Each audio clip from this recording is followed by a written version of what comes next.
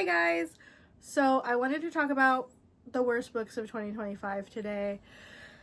I also might have to ditch my glasses because I don't like seeing the glare. We're just going to chat about some of the worst books that I read this year, and we're going to do this in two kind of categories: books that I do own and books that I do not own, just for my own sanity. So let's start with the books that I do own. Starting off strong, we have The Unworthy by Augustina Baztericca. I have a whole review on this. I will link it down below. But I absolutely hated this book. This is one of the earlier books I read this year, and I had such high hopes for this book. This is a dystopian book. It takes place during a climate crisis. So there's this group of cloistered nuns that you follow, and it's in the form of really erratic diary entries. It's supposed to be very intriguing, and it's supposed to have a very deep message. Unfortunately, I feel like the book just isn't long enough to dive into that message, and the author's writing makes it feel very superficial. So I really just did not like this book. I was very disappointed in it. I cannot wait to get it off my bookshelf. I just really dislike this book, and it's turned me off to the rest of her books as well, even though I've heard Tender is the Flesh is absolutely amazing. The next book that is among my worst of the year, this is kind of a loose category, is Dead Post Society by Diane. This is a cozy mystery that's supposed to take place like during the renovation of an old school, and it was just really boring. Like, it was gonna put me in the grave. I was gonna be the next cozy mystery because it's just a slog. Like, it's really boring. There's a lot of, someone on TikTok put it very well, there's a lot of word soup in this. It's just very wordy and unnecessary and just boring. Okay, calling this book the worst might be an exaggeration. It's not the worst book I've read this year, but it's among the worst, and that is Murder Your Employer by Rupert Holmes. This is supposed to be book one of a series that I don't think the series is ever coming out. It's supposed to be this like tongue-in-cheek funny book about characters that get taken to this secret university where you're taught to commit murder, and that's like your thesis. It was boring. It was not really funny. It wasn't accomplishing that like humorous vibe it was going for. I think maybe if they had focused on one character instead of three, it would have been better. Overall, it was just like a fine book, but I don't think I'm going to reread it or anything like that. So another book I have strong opinions about is Lady Macbeth by Ava Reid. I absolutely hated this book. I hated this book, and it's turned me off to Ava Reid completely. This is supposed to be a Lady Macbeth like retelling where you get to see Lady Macbeth before she becomes Lady Macbeth, except she never does that, and this is just her getting abused for like 250 pages, and it sucked. It's just the character assassination of an iconic like literature character. It was just really bad. I hated it. I really just hated it. I know saying that I hated it is like not enough of an explanation. The main character is such a pick-me. She's dainty and skinny and pale and translucent, and other women are like brolic and peasantly. It's like pretty and ethereal, not like other girls. And the final physical book is Graveyard Shift by Emil Rio. This is a short story by Emil Rio, who wrote If We Were Liars. Now, I have not read If We Were Liars, and I thought, oh, well, the author's supposed to be really good. I'll pick up the short story. It sucked. It sucked. This was a whole lot of nothing. I also have a review for this, and I will link it down below. It was nothing. And the characters were absolutely mediocre. We didn't need 5 different point of views for like a 96-page book. And now we move on to the books that I don't own. Again, in no particular order, we have The Demon's Queen by Katee Robert. This is actually the final book in her Deal with a Demon, Bargain with a Demon series. I really like the first and second, third and fifth book, something like that. I don't like this book. I was so excited for the book about Azazel. The pacing was really off. The chemistry just wasn't there, and I just disliked it. I was like, this was so pointless. I don't think I've ever been so disappointed in a book that's supposed to be purely smutty and it's super, super short. Similarly, I really disliked, what is it called? The Succubus's Prize by Katee Robert. This is, I think, the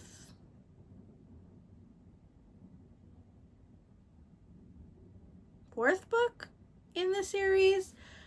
And I was excited because it's supposed to be like gender changing, open relationship, fun smut. But the main character, like the human woman, has a lot of religious trauma, and it was just a little too much for how short the book is. I think if the book was longer and we could have fleshed this out, then it would have been great. But it's not long enough. They're very short books, like the physical books. Actually, I have the first and second books. I'm going to show you. These books are incredibly short, like 181 pages. Like, they're under 200 pages.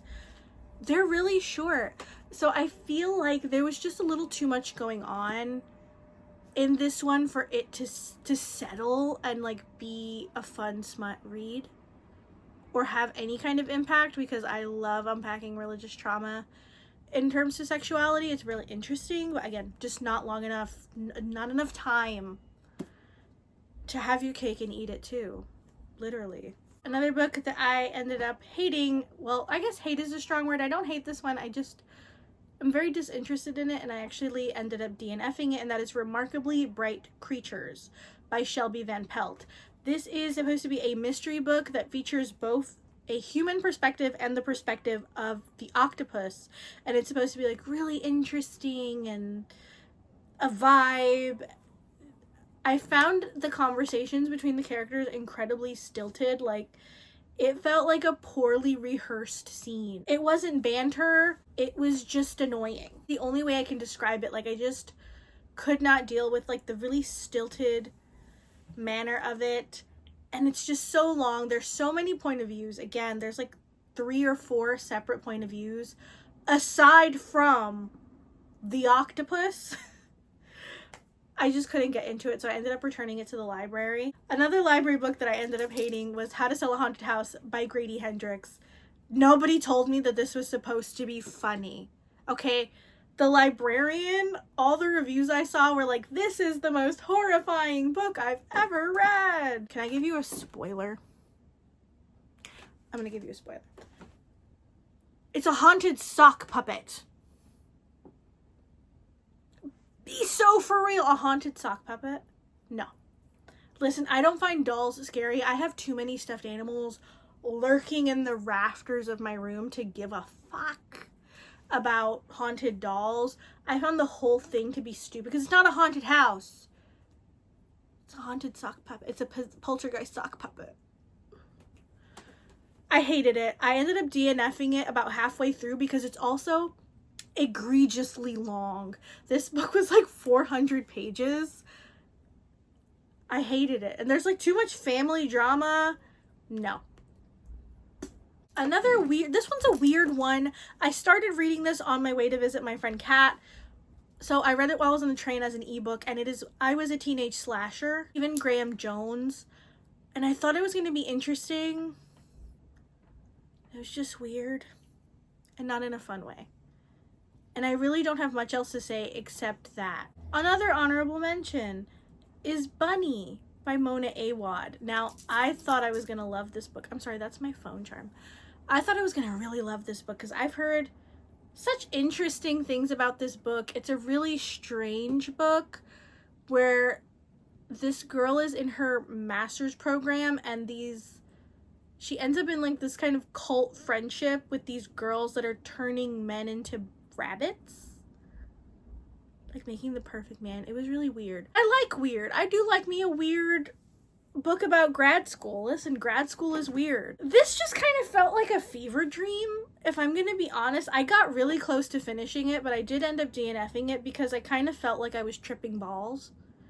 I really felt like I was just missing the point of this entire book. I couldn't get into it. It was just too weird for me. I definitely think it's the case of it's just not for me. I think a lot of people would enjoy it. And a lot of people do really enjoy this book. This one's just really not for me. No. It's a bit of a strange one. Those are all of the worst books that I read this year. It's kind of a mashup of the worst and just books that I really disliked or DNF'd this year.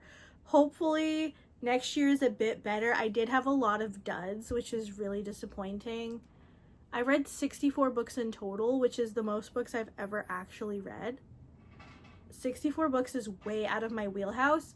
And so the fact that I have so many duds is really disappointing. And I don't know if it's because my reading taste has changed so much, or if it's true that like books being published are just starting to suck. I don't know, because I also had some really great books. I read some fantastic books, which I will be making a video about soon. I read some amazing books this year, but it seems to be just like heavily countered by so many weird or really bad ones. I don't know.